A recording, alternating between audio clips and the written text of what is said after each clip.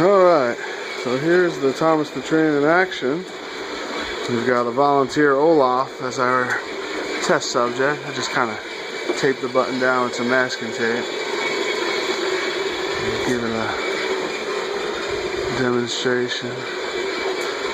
Light works, all the sounds work. Olaf looks like he's having a good time.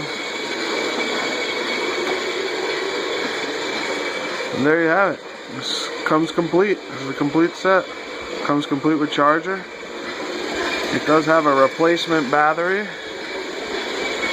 that works just fine, as you can see.